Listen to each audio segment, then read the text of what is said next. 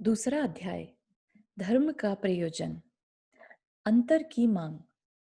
धर्म संबंधी वास्तविकता को जानने के लिए वक्ता व श्रोता की आवश्यकताओं को तथा शिक्षण पद्धति क्रम को जानने के पश्चात और धर्म संबंधी बात को जानने के लिए उत्साह प्रकट हो जाने के पश्चात अब यह बात जानना आवश्यक है कि धर्म कर्म की जीवन में आवश्यकता ही क्या है। जीवन के लिए यह कुछ उपयोगी तो भासता नहीं। यदि बिना किसी धार्मिक प्रवृत्ति के ही जीवन बिताया जाए तो क्या हर्ज है। फिलोसोफर बनने के लिए कहा गया है न मुझे। प्रश्न बहुत सुंदर है और करना भी चाहिए था। अंदर में उत्पन्न हुए प्रश्न को कहते हुए शर्माना नहीं चाहिए, नहीं तो यह विषय स्पष्ट न होने पाएगा। प्रश्न बेधड़क कर दिया करो, डरना नहीं। वास्तव में धर्म की कोई आवश्यकता न होती यदि मेरे अंदर की सभी अभिलाषाओं की पूर्ति साधारणतः हो जाती। कोई भी पुरुषार्थ किसी प्रयोजनवश ही करने में आता है। किसी अभिलाषा विशेष की पूर्ति के लिए ही कोई कार्य किया जाता है।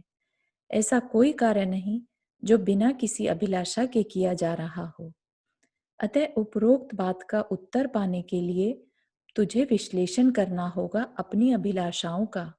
ऐसा करने से स्पष्टतः कुछ ध्वनि अंतरंग से आती प्रतीत होगी, इस रूप में कि मुझे सुख चाहिए, मुझे निराकुलता चाहिए।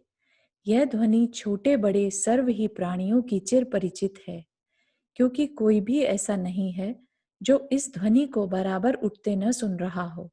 और यह ध्वनि कृत्रिम भी नहीं है, किसी अन्य से प्रेरित होकर यह सीख उत्पन्न हुई हो ऐसा भी नहीं है, स्वाभाविक है। कृत्रिम बात का आधार वैज्ञानिक नहीं लिया करते, परंतु इस स्वाभाविक ध्वनि का कारण तो अवश्य जानना पड़ेगा। अपने अंदर की इस ध्वनि से प्रेरित होकर इस अभिलाषा की पूर्ति के लिए मैं कोई प्रयत्न न कर रहा हूं ऐसा भी नहीं है। मैं बराबर कुछ न कुछ उद्यम कर रहा हूं। जहां भी जाता हूं कभी खाली नहीं बैठता, और कब से करता आ रहा हूं यह भी नहीं जानता। परंतु इतना अवश्य जानता हूं कि सब कुछ करते हुए भी बड़े से बड़ा धनवान या राजा आदि बन जाने पर भी यह ध्वनि आज तक शांत नहीं होने पाई है। यदि शांत हो गई होती या उसके लिए किया जाने वाला पुरुषार्थ जितनी देर तक चलता रहता है उतने अंतराल मात्र के लिए भी कदाचित शांत हुई होती, तो अवश्य ही धर्म आदि की कोई आवश्यकता न होती। उसी पुरुषार्थ के प्रति और अधिक उद्यम करता और कदाचित सफलता प्राप्त कर लेता। वह शांति की अभिलाषा ही मुझे बाध्य कर रही है कोई नया आविष्कार करने के लिए जिसके द्वारा मैं उसकी पूर्ति कर पाऊं। आवश्यकता आविष्कार की जननी होती है। इसी कारण धर्म का आविष्कार ज्ञानी जनों ने अपने जीवन में किया और उसी का उपदेश सर्व जगत को भी दिया तथा दे रहे हैं, किसी स्वार्थ के कारण नहीं बल्कि प्रेम व करुणा के कारण, कि किसी प्रकार आप भी सफल हो सकें अभिलाषा को शांत करने में। विज्ञान विधि। किस प्रकार किया उन्होंने यह आविष्कार, कहाँ से सीखा इसका उपाय? कहीं बाहर से नहीं, अपने अंदर से। उपाय ढूंढने का जो वैज्ञानिक ढंग है उसके द्वारा। उपाय ढूंढने का वैज्ञानिक व स्वाभाविक ढंग यद्यपि सबके अनुभव में प्रतिदिन आ रहा है, पर विश्लेषण न करने के कारण सैद्धांतिक रूप से उसकी धारणा किसी को नहीं है। देखिए उस कबूतर को जिसकी अभिलाषा है कि आपके कमरे में किसी न किसी प्रकार प्रवेश कर पाए अपना घोंसला बनाने के लिए। कमरे में प्रवेश करने का उपाय किससे पूछे? स्वयं अपने अंदर से ही उपाय निकालता है, अतः प्रयत्न करता है। कभी उस द्वार पर जाता है और बंद पाकर वापस लौट आता है। कुछ देर पश्चात उस खिड़की के निकट जाता है, वहां सरिये लगे पाता है। सरियों के बीच में गर्दन घुसाकर प्रयत्न करता है घुसने का, परंतु सरियों में अंतराल कम होने के कारण उसका शरीर निकल नहीं पाता उनके बीच में से। फिर लौट आता है, दूसरी दिशा में जाता है और वहां भी वैसा ही प्रयत्न। फिर तीसरी में और फिर चौथी दिशा में कहीं से मार्ग न मिला। सामने वाले मुंडेर पर बैठकर सोच रहा है वह, अब भी उसी का उपाय। निराश नहीं हुआ है वह। है यह क्या है? ऊपर छत के निकट चलकर देखूं तो सही। एक रोशनदान झुककर देखता है अंदर की ओर। कुछ भय के कारण तो नहीं है वहां? नहीं नहीं, कुछ नहीं है। रोशनदान में घुस जाता है। कमरे की कार्नस पर बैठकर प्रतीक्षा करता है कुछ देर कमरे के स्वामी के आने की। स्वामी आता है तो देखता है गौर से उसकी मुखाकृति को। क्रूर तो नहीं है, नहीं, भला आदमी है। और फिर जाता है और आता है बेरोक टोक, मानो उसके लिए ही बनाया गया था यह द्वार। इसी प्रकार एक चींटी भी पहुंच जाती है अपने खाद्य पदार्थ पर और थोड़ी देर इधर उधर घूमकर मार्ग निकाल ही लेती है। विश्लेषण कीजिए इन छोटे से जंतुओं की इस प्रक्रिया का। धैर्य और साहस के साथ बार बार प्रयत्न करना, असफल रहने पर भी एकदम निराश न हो जाना, एक द्वार न दिखे तो दूसरी दिशा में जाकर ढूंढना या दूसरे द्वार पर प्रयत्न करना और अंत में सफल हो जाना, यह है क्रम किसी अभिष्ट विषय के उपाय ढूंढने का। इसे वैज्ञानिक जन कहते हैं ट्रायल एंड एरर थ्योरी। सफल न होने पर प्रयत्न की दिशा घुमा देने का सिद्धांत। आप स्वयं भी तो इस सिद्धांत का प्रयोग कर रहे हैं अपने जीवन में। कोई रोग हो जाने पर आते हो वैद्य के पास, औषधि लेते हो। 3-4 दिन खाकर देखने के पश्चात कोई लाभ होता प्रतीत नहीं होता तो वैद्य जी से कहते हो औषधि बदल देने के लिए। उसमें भी यदि काम न चले तो पुनः वही क्रम, और अंत में 3 बार औषधि बदली जाने पर मिल ही जाती है कोई अनुकूल औषधि। इस प्रक्रिया का विश्लेषण करने पर भी उपरोक्त ही फल निकलेगा। बस यही है वह सिद्धांत जो यहाँ शांति प्राप्ति के उपाय के संबंध में भी लागू करना है। किसी अनुभूत व दृष्ट विषय का विश्लेषण करके एक सिद्धांत बनाना तथा उसी जाति के किसी अनुभूत व अदृष्ट विषय पर लागू करके अभिष्ट की सिद्धि कर लेना ही तो वैज्ञानिक मार्ग है कोई नवीन खोज करने का। शांति की नवीन खोज करनी है तो उपरोक्त सिद्धांत को लागू कीजिए। एक प्रयत्न कीजिए, यदि सफल न हो तो उस प्रयत्न की दिशा घुमाकर देखिए। फिर भी सफलता न मिले तो पुनः कोई और प्रयोग कीजिए और प्रयोगों को बराबर बदलते जाइए जब तक कि सफल न हो जाए। सत्य पुरुषार्थ। अब प्रश्न होता है कि क्या आज तक प्रयत्न नहीं किया? नहीं, ऐसी तो बात नहीं है। प्रयत्न तो किया और बराबर करता आ रहा है। प्रयत्न करने में कमी नहीं है।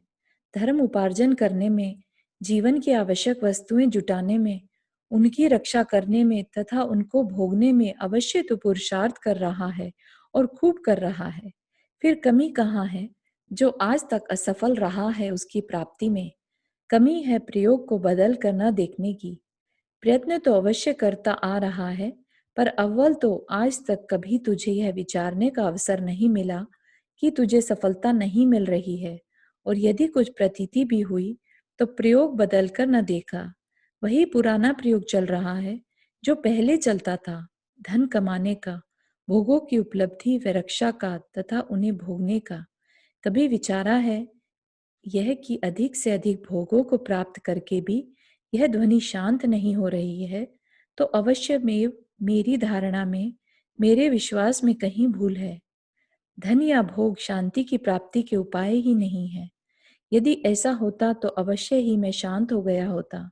आवाज का न दबना ही यह बता रहा है कि मेरा उपाय झूठा है। वास्तव में उपाय कुछ और है जिसे मैं नहीं जानता। अतः या तो किसी जानकार से पूछकर या स्वयं पुरुषार्थ की दिशा घुमाकर देखूं तो सही। इस उपरोक्त प्रयोग को यदि अपनाता तो अवश्य आज तक वह मार्ग पा लिया होता। अब सुनने पर तथा अपनी धारणा बदल जाने के कारण कुछ इच्छा भी प्रकट हुई हो यदि प्रयत्न बदलने की, तो उससे पहले तुझको यह बात जान लेनी आवश्यक है कि किस चीज का आविष्कार करने जा रहा है तू। क्योंकि बिना किसी लक्ष्य के और किस और लगाएगा अपने पुरुषार्थ को। केवल शांति व सुख कह देने से काम नहीं चलता। उस शांति या सुख की पहचान भी होनी चाहिए, ताकि आगे जाकर भूलवश पहले की भांति उस दुख या अशांति को सुख या शांति न मान बैठे और तृप्तवत होता हुआ चला जाए उसी दिशा में, बिल्कुल असफल व असंतुष्ट। इच्छागत। शांति की पहचान भी अनुभव के आधार पर करनी है, किसी की गवाही लेकर नहीं, और बड़ी सरल है वह। केवल अंतरंग के परिणामों का या उस अंतर्ध्वनि का विश्लेषण करके देखना है। असंतोष में डूबी आज की ध्वनि प्रति क्षण मांग कर रही है तुझसे कुछ और चाहिए, अभी तृप्त नहीं हुआ, अभी कुछ और भी चाहिए। बराबर ऐसी ध्वनि सुनने में आ रही है। वास्तव में इस ध्वनि का नाम ही तो है अभिलाषा, इच्छा या व्याकुलता। क्या कुछ संदेह है इसमें भी? यदि है तो देख, आज तुझे इच्छा है अपनी युवती कन्या का जल्दी से जल्दी विवाह करने की, पर योग्य वर न मिलने के कारण कर नहीं पा रहा है। तेरी इच्छा पूरी नहीं हो रही है। बस यही तो है तेरे अंदर की व्याकुलता, व्यग्रता, अशांति या दुख। पुरुषार्थ करके अधिक अधिक कमा डाला, पर उस ध्वनि की ओर उपयोग गया तो आश्चर्य हुआ यह देखकर कि ज्यों ज्यों धन बढ़ा, वह कुछ और की ध्वनि और भी बलवान होती गई। ज्यों ज्यों भोग भोगे, भोगों के प्रति की अभिलाषा और अधिक बढ़ गई। क्या कारण है इसका? जितनी कुछ भी धनराशि की प्राप्ति हुई थी, उतना तो इसको कम होना चाहिए था या बढ़ना। बस सिद्धांत निकल गया कि इच्छाओं का स्वभाव ही ऐसा है कि ज्यों ज्यों मांग पूरी करें, त्यों त्यों दबने की बजाय और अधिक बढ़े। इच्छा के बढ़ने में भी संभवतः हर्ज न होता, यदि यह संभव होता कि एक दिन जाकर इसका अंत आ जाएगा। क्योंकि इच्छा का अंत आ जाने पर भी मैं पुरुषार्थ करता रहूंगा और अधिक धन कमाने का, और एक दिन इतना संचय कर लूंगा कि उसकी पूर्ति हो जाए। परंतु विचारने पर यह स्पष्ट प्रतीति में आता है कि इच्छा का कभी अंत नहीं होगा। इच्छा असीम है और इसके सामने पड़ी हुई तीन लोक की संपत्ति सीमित। संभवतः इतनी मात्रा की इच्छा के गड्ढे में पड़ी हुई इतनी भी दिखाई न दे जैसा कि कोई परमाणु। इस पर भी इसको बंटवाने वाली इतनी बड़ी जीव राशि, क्योंकि सब ही को तो इच्छा है उसकी तेरी भांति। पता क्या संभव है ऐसी दशा में इस इच्छा की पूर्ति? इसका अनंतवां अंश भी तो संभवतः पूर्ण न हो सके, फिर कैसे मिलेगी तुझे शांति धन प्राप्ति के पुरुषार्थ से? बस बन गया सिद्धांत। धन व भोगों की प्राप्ति का नाम सुख व शांति नहीं, बल्कि उसका अभाव शांति है। और इसलिए धन उपार्जन या भोगों संबंधी पुरुषार्थ इस दिशा का पुरुषार्थ नहीं है। संसार वृक्ष। देख, तेरी वर्तमान दशा का एक सुंदर चित्र दर्शाता हूँ। एक व्यापारी जहाज में माल भरकर विदेश को चला। अनेकों आशाएं थी उसके हृदय में, पर उसे क्या खबर थी कि अदृष्ट उसके लिए क्या लिए बैठा है। दूर क्षितिज में से साए साए की भयंकर ध्वनि प्रकट हुई, जो बराबर बढ़ती हुई उसकी ओर आने लगी। घबरा गया वह। है यह क्या? तूफान सर पर आ गया। आंधी का वेग मानो सागर को अपने स्थान से उठाकर अन्यत्र ले जाने की होड़ लगाकर आया है। सागर ने अपने अभिमान पर इतना बड़ा आघात कभी न देखा था। वह एकदम गरज उठा, फुंकार मारने लगा और उछल उछल कर वायुमंडल को ताड़ने लगा। वायु व सागर का यह युद्ध कितना भयंकर था। दिशाएं भयंकर गर्जनाओं से भर गईं। दोनों नए नए हथियार लेकर सामने आ रहे थे। सागर के भयंकर थपेड़ों से आकाश का साहस टूट गया। वह एक भयंकर चित्कार के साथ सागर के पैरों में गिर पड़ा। धड़! ओह, यह क्या आफत आई! आकाश फट गया और उसके भीतर से क्षण भर को एक महान प्रकाश की रेखा प्रकट हुई। रात्रि के इस गहन अंधकार में भी इस वज्रपात के अद्वितीय प्रकाश में सागर का शोभ तथा इस युद्ध का प्रकोप स्पष्ट दिखाई दे रहा था। व्यापारी की नब्ज ऊपर चढ़ गई, मानो वह निष्प्राण हो चुका है। इतनी ही पर बस क्यों हो? आकाश की इस पराजय को मेघराज सहन न कर सका। महाकाल की भांति काली राक्षस सेना गरज कर आगे बढ़ी और एक बार पुनः घोर अंधकार में सब कुछ विलीन हो गया। व्यापारी अचेत होकर गिर पड़ा। सागर उछला, गड़गड़ाया। मेघराज ने जलवाणों की घोर वर्षा की। मूसलाधार पानी पड़ने लगा। जहाज में जल भर गया। व्यापारी अब भी अचेत था। दो भयंकर राक्षसों के युद्ध में बेचारे व्यापारी की कौन सुने। सागर की एक विकराल तरंग। ओह, यह क्या! पुनः वज्रपात हुआ और उसके प्रकाश में जहाज जोर से ऊपर को उछला और नीचे गिरकर जल में विलुप्त हो गया। सागर की गोद में समा गया। उसके अंगों पांग इधर उधर बिखर गए। हाय बेचारा व्यापारी, जाने कौन दशा हुई होगी। प्रभात हुआ। एक तख्ते पर पड़ा सागर में बहता हुआ कोई अचेत व्यक्ति भाग्यवश किनारे पर आ लगा। सूर्य की किरणों ने उसके शरीर में कुछ फुर्ती उत्पन्न की। उसने आंखें खोली। मैं कौन हूँ? मैं कहाँ हूँ? यह कौन देश है? किसने मुझे यहाँ पहुंचाया है? मैं कहाँ से आ रहा हूँ? क्या काम करने के लिए घर से निकला था? मेरे पास क्या है? कैसे निर्वाह करूं? सब कुछ भूल चुका है वह अब। उसे नवजीवन मिला है, यह भी पता नहीं है उसे। किसकी सहायता पाऊं, कोई दिखाई नहीं देता। गर्दन लटकाए चल दिया जिस ओर मुंह उठा। एक भयंकर चित्कार, अरे यह क्या! उसकी मानसिक स्तब्धता भंग हो गई। पीछे मुड़कर देखा। मेघों से भी काला जंगम पर्वतुल्य विकराल गजराज सूंड ऊपर उठाए चीख मारता हुआ उसकी ओर दौड़ा। प्रभु बचाओ! अरे पथिक, कितना अच्छा होता यदि इसी प्रभु को अपने अच्छे दिनों में भी याद कर लिया होता। अब क्या बनता है, यहाँ कोई भी तेरा सहारा नहीं। दौड़ने के अतिरिक्त चरण नहीं थी। पथिक दौड़ा, जितनी जोर से उससे दौड़ा गया। हाथी सर पर आ गया और धैर्य जाता रहा उसका। अब जीवन असंभव है। नहीं पथिक, तूने एक बार जिह्वा से प्रभु का पवित्र नाम लिया है, वह निरर्थक न जाएगा। तेरी रक्षा अवश्य होगी। आकाशवाणी हुई। आश्चर्य से आंख उठाकर देखा, कुछ संतोष हुआ। सामने एक बड़ा वट वृक्ष खड़ा था। एक बार पुनः साहस बटोरकर पथिक दौड़ा और वृक्ष के नीचे की ओर लटकती दो उपशाखाओं को पकड़कर वह ऊपर चढ़ गया। हाथी का प्रकोप और भी बढ़ गया। यह उसकी मानहानि है। इस वृक्ष ने उसके शिकार को शरण दी है, अतः वह भी अब न रह पाएगा। अपनी लंबी सूंड से वृक्ष को वह जोर से हिलाने लगा। पथिक का रक्त सूख गया। अब मुझे बचाने वाला कोई नहीं। नाथ, क्या मुझे जाना ही होगा, बिना कुछ देखे, बिना कुछ चखे? नहीं, प्रभु का नाम बेकार नहीं जाता। ऊपर दृष्टि उठा कर देख। आकाशवाणी ने पुनः आशा का संचार किया। ऊपर की ओर देखा, मधु का एक बड़ा छत्ता, जिसमें से बूंद बूंद करके झर रहा था उसका मद। आश्चर्य से मुंह खुला रह गया। यह क्या! और अकस्मात ही आहा हा, कितना मधुर है यह! एक मधु बिंदु उसके खुले मुंह में गिरा। वह चाट रहा था उसे और कृतकृत्य मान रहा था अपने को। एक बूंद और। मुंह खोला और पुनः वही स्वाद।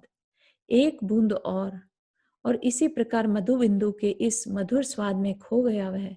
मानो उसका जीवन बहुत सुखी बन गया है।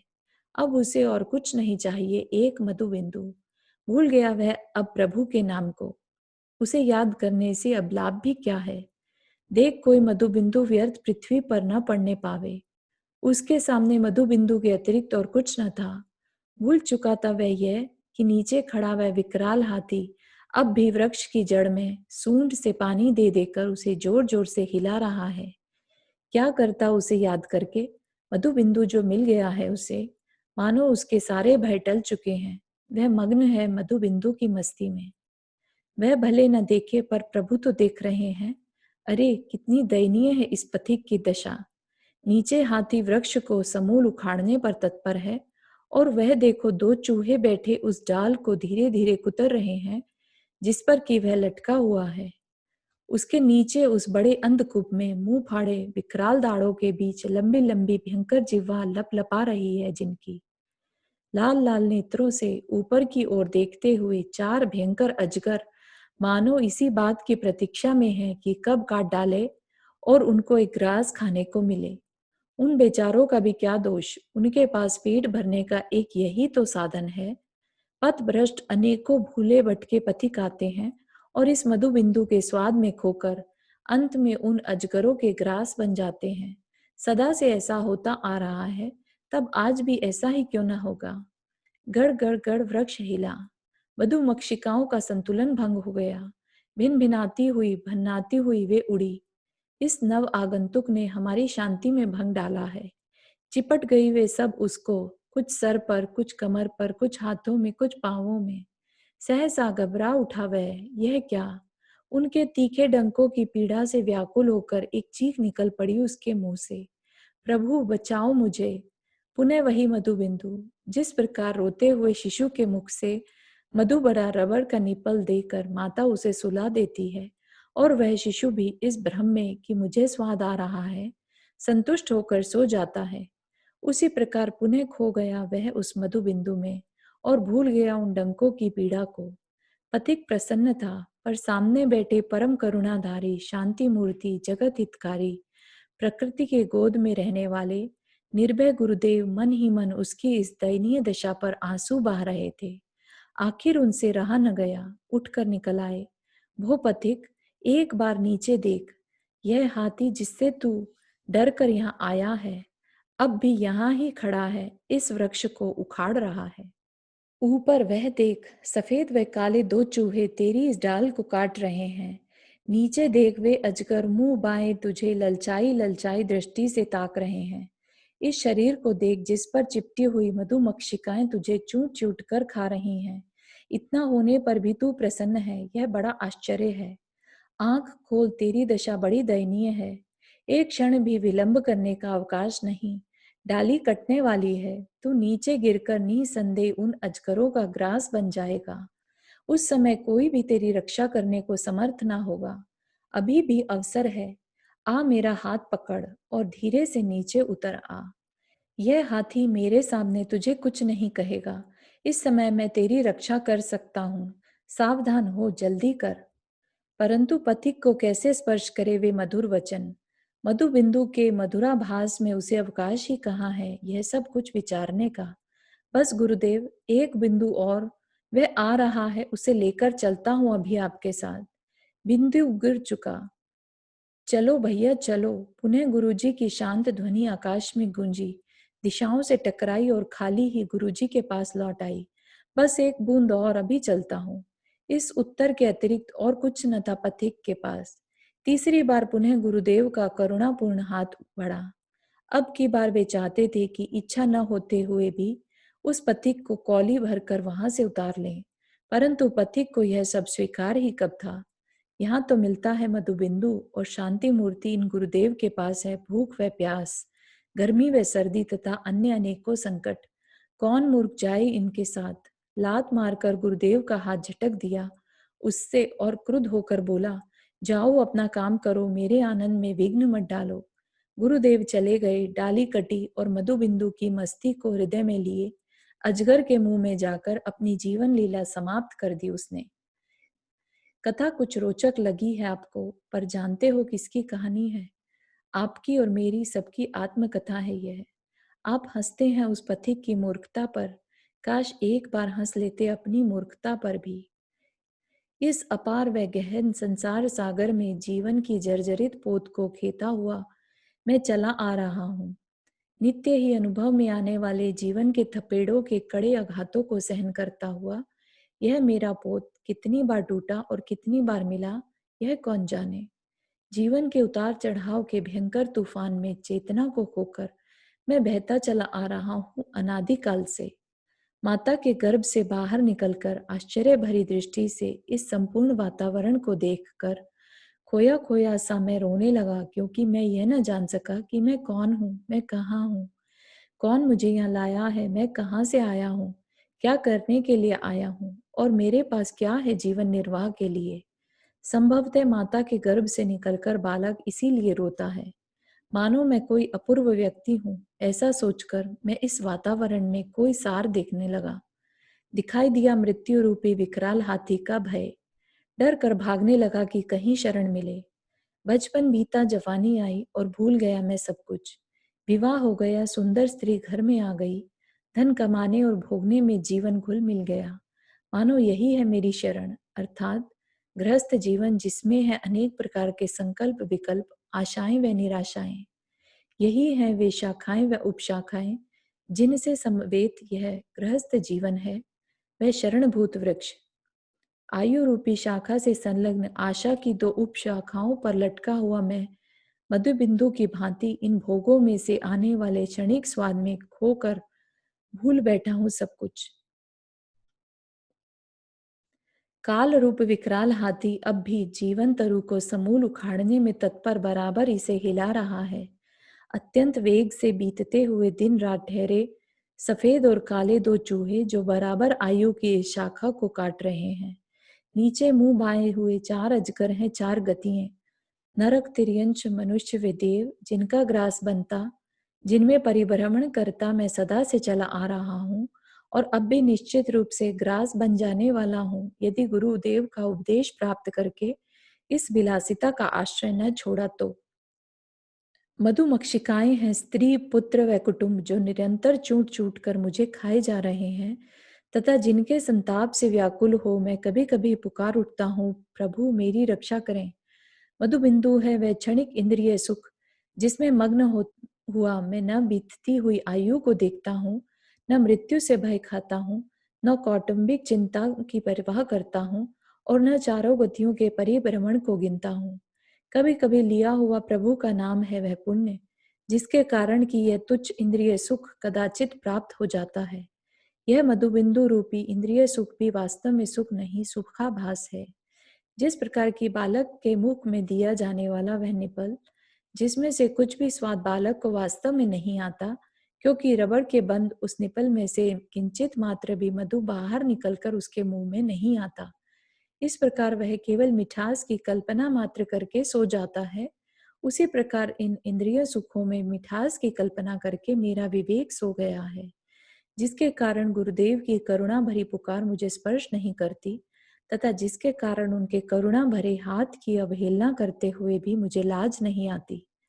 गुरुदेव के स्थान पर है यह गुरुवाणी, जो नित्य ही पुकार पुकार कर मुझे सावधान करने का निष्फल प्रयास कर रही है। यह है संसार वृक्ष का मुंह बोलता चित्रण व मेरी आत्मगाथा। भो चेतन, कब तक इस संसार सागर के थपेड़े सहता रहेगा? कब तक गतियों का ग्रास बनता रहेगा? कब तक काल द्वारा भग्न होता रहेगा? प्रभु, ये इंद्रिय सुख मधुबिंदु की भांति निसार हैं, सुख नहीं सुखाभास है, एक बिंदु सम। ये तृष्णा को भड़काने वाले हैं, तेरे विवेक को नष्ट करने वाले हैं। इनके कारण ही तुझे हितकारी गुरुवाणी सुहाती नहीं। आ बहुत हो चुका, अनादिकाल से इसी सुख के झूठे आभास में तूने आज तक अपना हित न किया। अब अवसर है बहती गंगा में मुंह धो ले। बिना प्रयास के ही गुरुदेव का यह पवित्र संसर्ग प्राप्त हो गया है। छोड़ दे अभी शाखा को, शरण ले इन गुरुओं की, और देख अदृष्ट में तेरे लिए वह परम आनंद पड़ा है, जिसे पाकर तृप्त हो जाएगा तू, सदा के लिए प्रभु बन जाएगा तू।